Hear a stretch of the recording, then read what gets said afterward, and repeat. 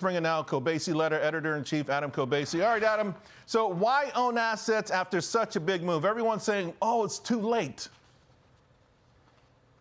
Yeah, so our call all year has been this own assets being left or be left behind mentality. And look, I think it's been very profitable. I'm glad it's become a little bit more mainstream of review.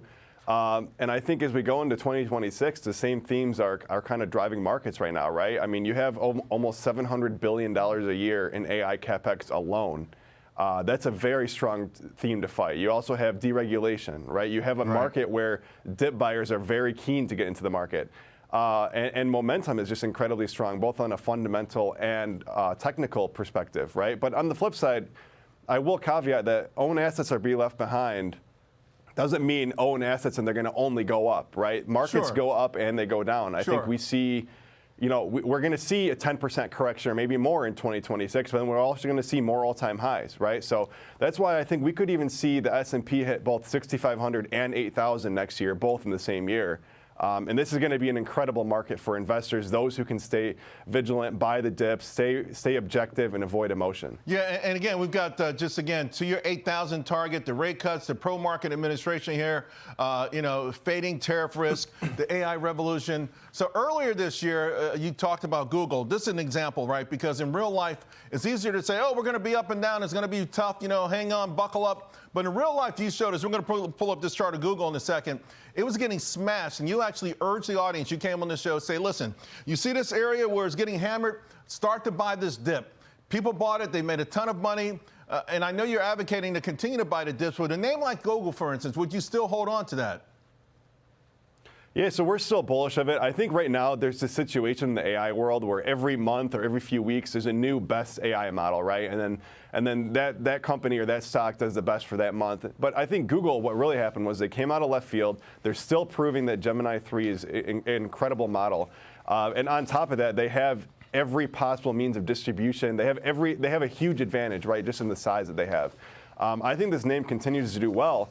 But, also looking into 2026, kind of going on my point based on volatility, I think there are a lot of things that will, especially in the first half, result in more volatility, more dips that you can buy in quality names. For example, the Fed, right? Right now, everyone thinks rates are going to come in a straight line lower.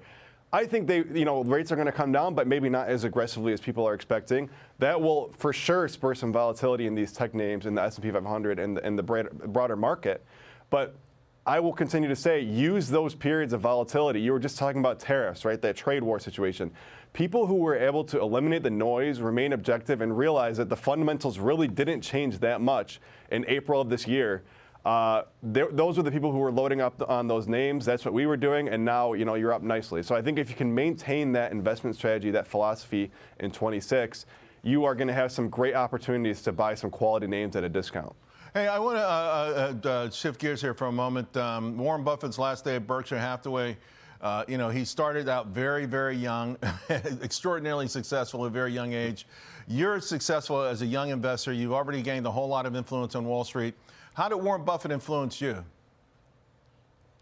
Warren Buffett was, when I first started the Kobeissi Letter, we would do an annual report. We still do this. It's actually coming out next month. Every year I have an annual report outlining my performance, my themes in the market, how we did, and we benchmark against the S&P 500. And I got that philosophy from Warren Buffett, right? His annual shareholder meeting where everyone goes to Nebraska and listens to what he has to say. They read his report.